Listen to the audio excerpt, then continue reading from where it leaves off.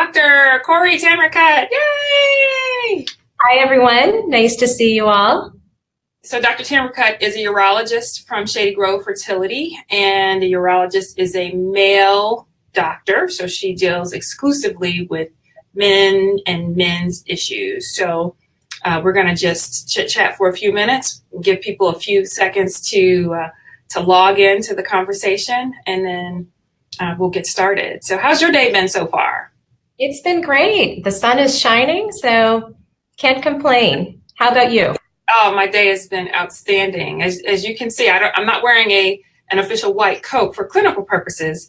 I am wearing white to express my joy at spring finally arriving, even though it doesn't arrive until tomorrow. But I don't mind being a little early because I'm ready for some heat.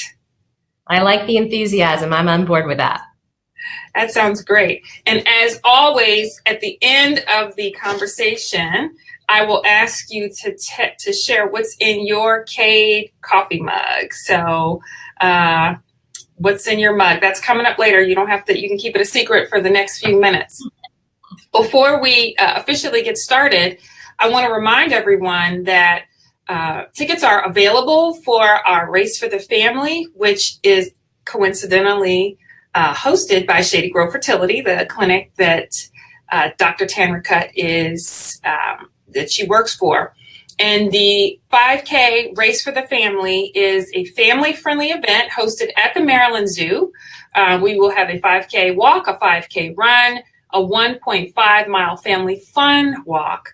And we'll also have Savannah's Playground, which is an amazing children's play and education area at the finish line.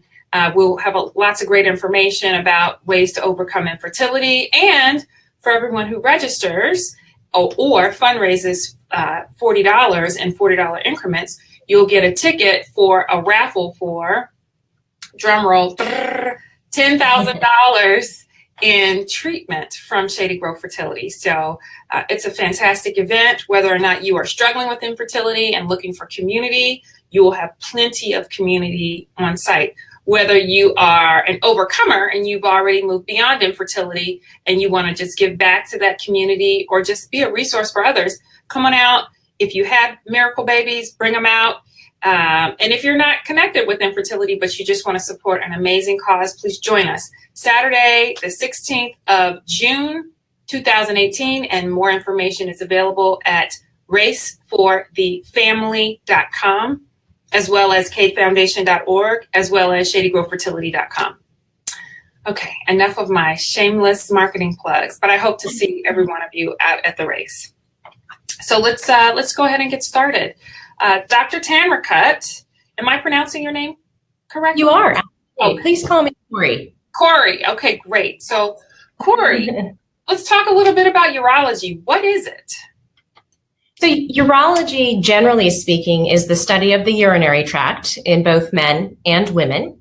I subspecialize in reproductive urology. So what that means is I take care of men and issues going on with their reproductive tracts. So for those men who are part of couples with challenges with family building, those men get referred to me for evaluation so we can try to optimize the chances of family building. Excellent. That's wonderful. So you are dealing mostly with the body parts in the pelvic area. That's correct. Exactly. Okay, that's great. So, and I'll also add, for anyone who is interested, please send in your questions, send in your comments. We can post those live as the program is going on. So Cori will be answering questions live on air as this interview takes place. Okay, so, all right. How does urology, can you talk a little bit about some of the ways that the reproductive organs can cause infertility? Some things that may affect the reproductive organs that can cause infertility. So generally speaking, in terms of testing, I'm looking at a semen analysis. We're really looking at sperm counts and movement of sperm. And if those numbers are low, how we can try to improve those numbers. So for example, there are things that some men do just in their general life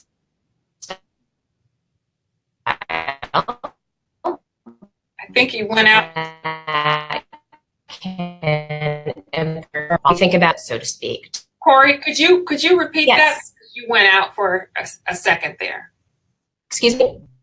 We couldn't hear what you said for a second there. The sound went out for a second there.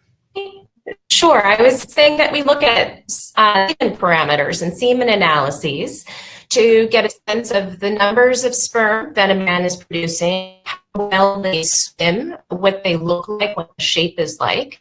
Okay. And there are lifestyle habits that some people have that may be impacting sperm production, sperm quality. Those sorts of things that we advocate that patients do in general for their good health, like avoiding tobacco use, excessive alcohol, trying to maintain a healthy weight, exercising moderately, all of those sorts of lifestyle modifications will only favorably impact sperm and sperm quality.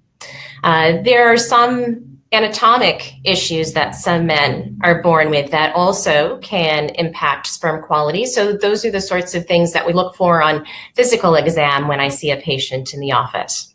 Okay. Do you know what varicose veins are? Have you ever seen those big dilated veins that some people have in their legs? Absolutely. Mm-hmm. Some men have varicose veins in the scrotum. It's called a varicocele, and that's the most common correctable cause of male factor issues. So when I do a scrotal exam, that's one of the various things that I'm looking for, is if the patient has these dilated veins that may be impairing sperm quality.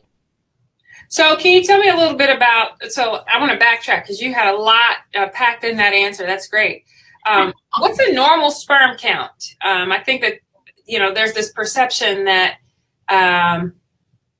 somehow sperm count is tied in with virility. Like if you're, the perception of manhood is connected with how many sperm you have. And, you would be able to share that that's just not true. There are probably plenty of football players and really strong men that may have sperm count issues or male factor issues. But can you talk a little bit about what a normal sperm count is?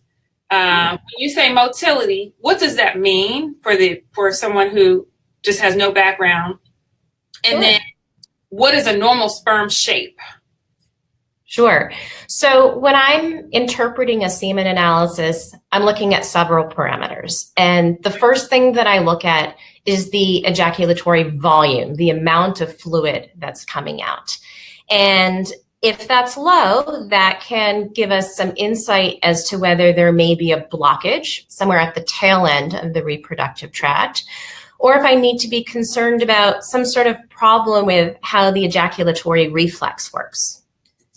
Once I've looked at the volume, then we look at the concentration. That's the numbers of sperm per milliliter. And normal is more than 15 million sperm per milliliter. So that's the number per milliliter we're looking for. And then we do a calculation to look at the total count, which is what you were asking about. We want at least 39 million sperm in that sample. Okay. Now, of the sperm in that sample, we want at least 40% to have some sort of movement. Motility is the movement of the sperm. And when we think about natural conception efforts, we're thinking about sperm being able to swim through the female reproductive tract to be able to find the egg after it's been ovulated. So that's why assessing movement is important. Assessing movement's also important because if we are thinking about doing fertility treatments, for example, insemination or IVF, which we can talk a little bit more about if you'd like in a moment. Yeah. We're trying to get a sense of the numbers of moving sperm in the sample so we can help guide our couples with the best treatment approach. Are they candidates for something a little less aggressive? Do we need to do something a little bit more aggressive? And then finally, the shape of the sperm, the grading for this is very strict. We're looking at a lot of things. We're looking at the size and shape of the sperm head, the cap that's on the head of the sperm, the neck, the tail. Everything needs to look perfect for the sperm to be considered normal. And the shape gives us sort of a rough sense of the sperm's functional capability. Do we think that on its own, the sperm is capable of penetrating the egg in order to get to that next step of fertilization. So each of those parameters is really what I'm looking at when I'm interpreting someone's semen analysis to get a sense of where the problems may be or how we can try to improve things. Okay, that's great. Can you also talk a little bit about whether or not this perception that sperm is connected with the masculinity of a man? I think that, again, there's some who believe that if there's a sperm issue, then somehow the man is less manly. And I don't find that to be correct, but you can talk a little bit about that.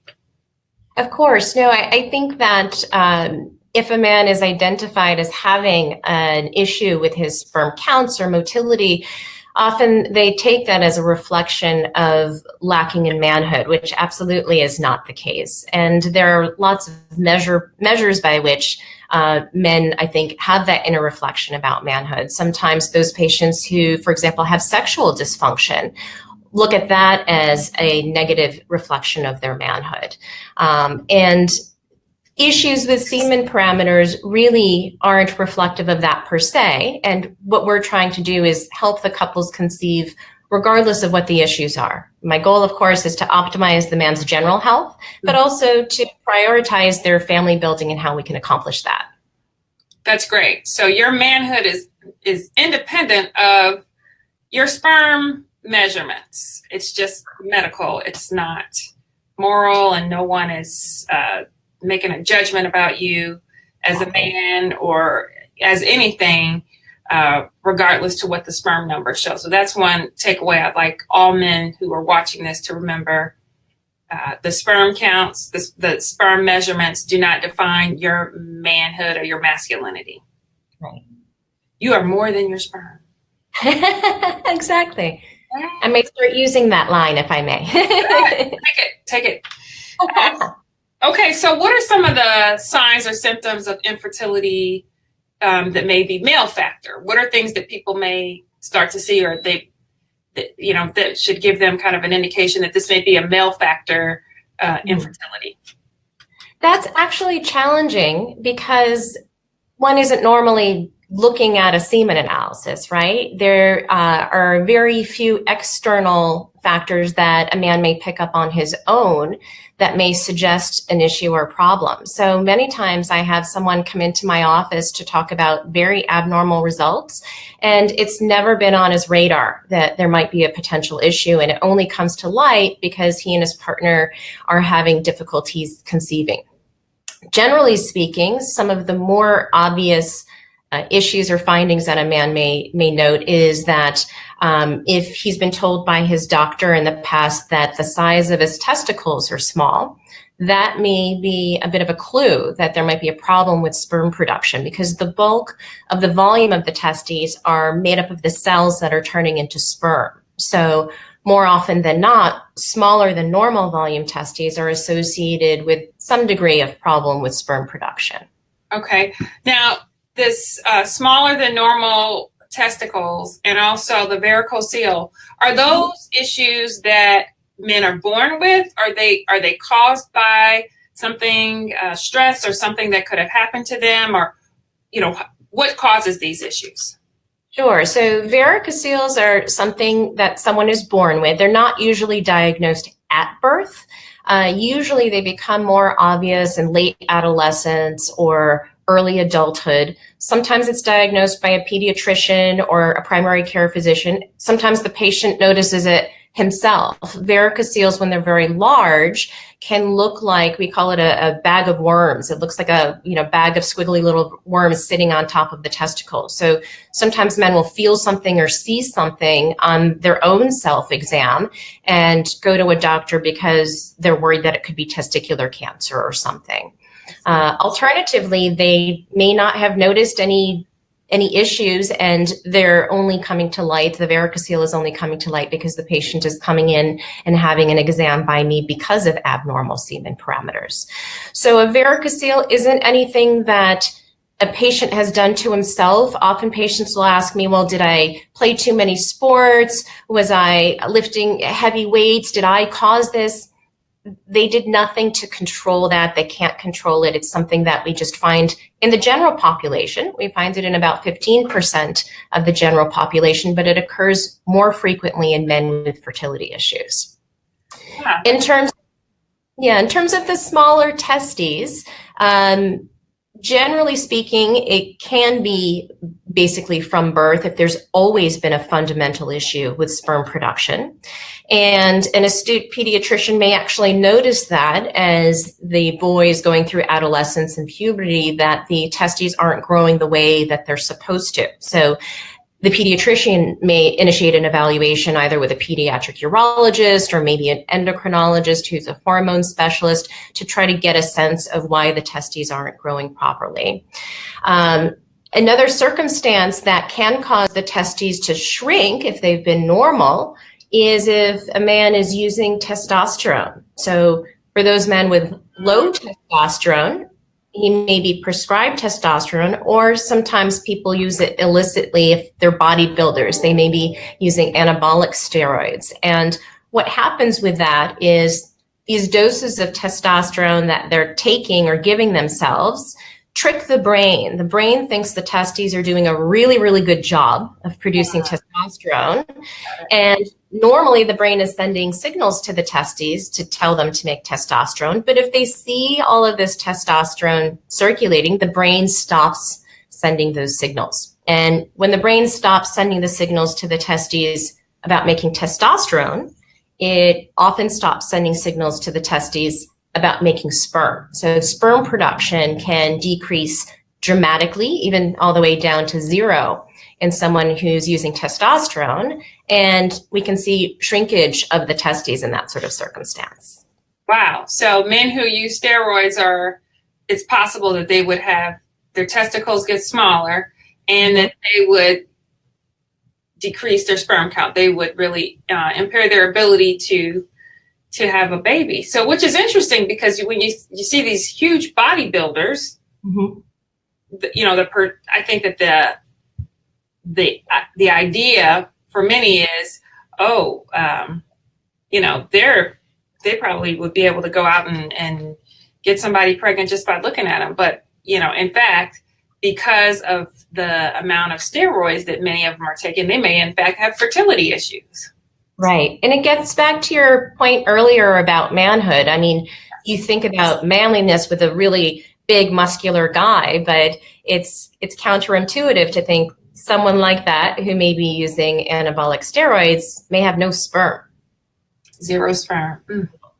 Okay. But if you have no sperm, you can go see Dr. Tanrikut. She is a fertility urologist. So this is all she does. She specializes in helping men with fertility challenges. So there is support available. So can we kind of jump to that? What are some of the treatments available for men first who may have the anatomical issue with the varicocele, or they may have been born with small testicles, and then taking that also out to men who may have caused infertility because of steroids or and some of in any other treatments that you would commonly provide men?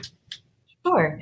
So in terms of fixing a varicocele, that's usually a surgical repair done on an outpatient basis. So the patient goes home the same day.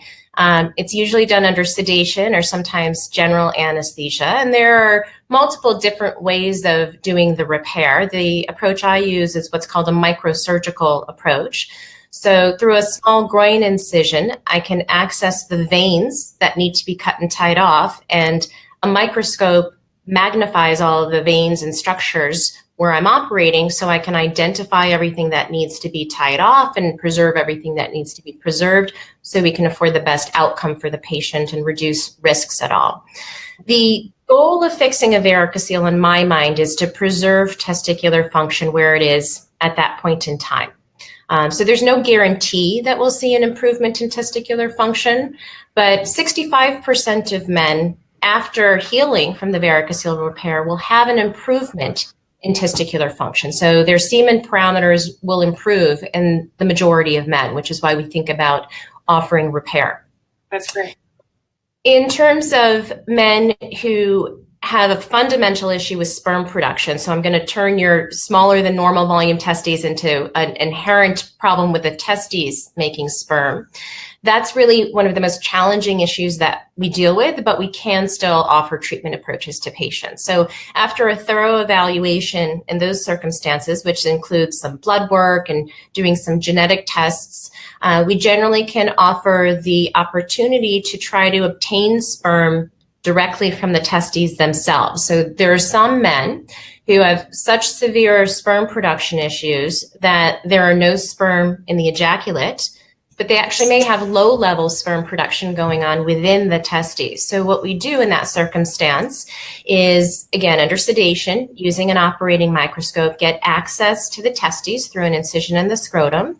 And basically we bivalve, we open up the testes under the operating microscope, and at 40 times magnification of what we can see with our naked eye, the microscope allows me to identify subtle differences between the tubules within the testis. So I can target taking those tubules that look more promising for containing sperm.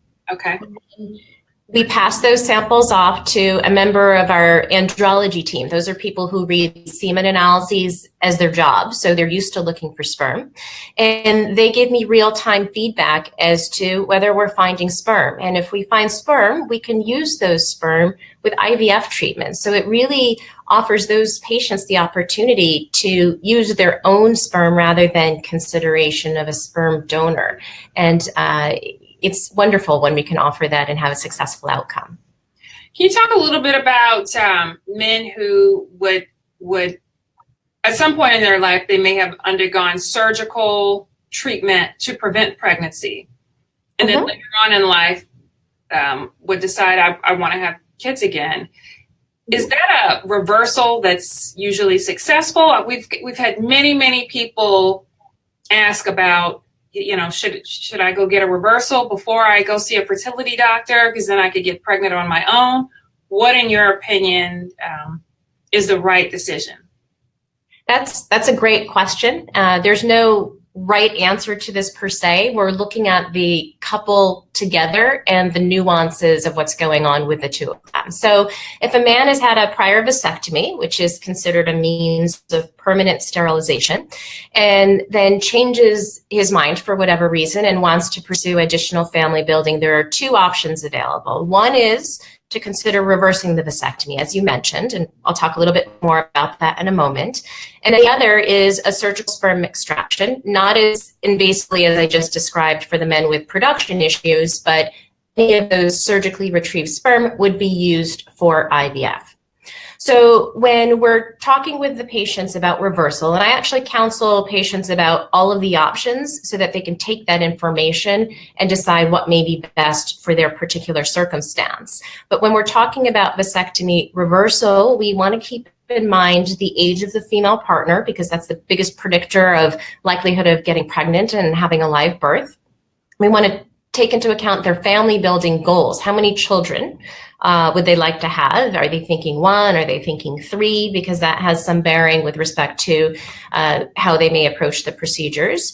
And we want to be confident that if we're going to do a reversal, that it will work. There is no shelf life, if you will, to how long it's been since someone's had a vasectomy and the idea of a reversal, but the likelihood of success measured by sperm returning to the ejaculate decreases the longer it's been since the initial vasectomy. So the best success rates are within 5 years of the initial vasectomy, but we still can consider doing a vasectomy reversal in patients who are 10, 15 years out. Alternatively, some couples may consider just moving straight to IVF using surgically retrieved sperm. Perhaps if there's a female partner that's a bit older, or if the female partner has been diagnosed with concerns about how well her ovaries are functioning. So we, again, want to take the big picture into how we counsel couples and aid them with their decisions. Okay, so you take everything into consideration. Yes. Another question, what is the prevalence of infertility caused by any of the issues that we've talked today? in men? So, and also, what is the percentage of male factor infertility? So this may surprise some of the folks out there in the audience that about 50% of couples with fertility challenges at least have a contribution from male factor. The sole male factor is the sole issue. And I think then people may realize, I think the burden often historically has been more so on the woman and the concept that it's the woman's problem. But that's why we have reproductive urologists. There's a significant portion of men who have issues with their sperm production and need assistance. Okay, so just to make sure I understood this, 50% of infertility is there is a male contribution. Correct. So it's a sole factor in about 30-35%, and it's at least a contributing factor in up to half of couples with fertility issues, meaning male factor and female factor. That's very interesting, and I know that that is going to be very surprising for some people. And can you please share the proportion of men in the general population that may struggle with some form of infertility? Or they may have a fertility, they may have fertility issues potentially. I'm sorry, I don't think I quite caught that question. Could you please repeat it? So is this something that is common in men? Is this something that is extremely rare in men? If I took 10 men or 100 men out of the general population, what percentage of them may have an issue that may contribute to infertility? So it's probably more common than people would believe. If you think about, than they would realize. If you think about the fact that 10% of couples trying to conceive have challenges, and then 50% of those are related to a male factor, it's not uncommon at all. Okay, all right. Well, so we may be talking potentially about 5% of the population, potentially. I think, unfortunately, that Dr. Cori Tanrikut's her slide is frozen, so we're not going to be able to continue with her. Actually, it looks okay. Are you back? Yeah. Yes, you're back as well. Great. I'm sorry, we kind of froze for a second. But would you please continue with that? So I was saying it looks like perhaps about 5% of the population may struggle with an issue that would cause or be associated with infertility potentially. Yes, and I think that it's important to raise awareness as you are, because this is something that men don't talk about with one another. So they struggle with it themselves. They may actually be even very closed off to their partner because they take it personally that they're having that they may be the causative factor, so to speak. Mm-hmm. So I think if we enlighten people, encourage them to talk and share their experiences and offer to them that there are options available, it will allow for patients who are afflicted with this to feel less isolated, less lonely. So if you had 3 takeaways, because we are actually coming to the end of this interview, although I really am so excited and grateful that you were able to come on and talk with us today. What are 3 takeaways that you would share with any man or any partner who was watching this this live stream today? What do you want them to remember? So I'd like them to remember that they should treat their bodies well, because if they're taking good care of themselves, they're taking good care of their sperm, and they're doing everything they can to optimize sperm production and sperm quality. I would encourage them, if they have any question of their family building potential, if they and their partner have been trying and haven't been successful, don't hesitate to request testing through their primary care physician for a semen analysis, or getting an over-the-counter semen analysis test as an initial screening, because the sooner we can initiate an assessment, the sooner we can provide options to the patient. And finally, I think it's important to be open and honest with the partner and with friends and family if there are issues and challenges, because there's no judgment. We're not looking at someone as less manly because of this sort of issue. It's a medical problem, and we're here to help. Well, thank you so much, Dr. Tanrikut. Again, this is Dr. Cori Tanrikut from Shady Grove Fertility. She practices in Maryland and is available to, she's accepting new patients, right? I'm assuming you are? Okay, yes, great. Absolutely. And just to remind everyone, if you were not aware of it, the Cade Foundation does offer a family building grant that would provide up to $10,000 for any family that struggles with infertility, regardless of the cause. So information about our family building grant is available online at www.cadefoundation.org. We also have a Race for the Family hosted by Shady Grove Fertility that's coming up on Saturday, June the 16th at the Maryland Zoo.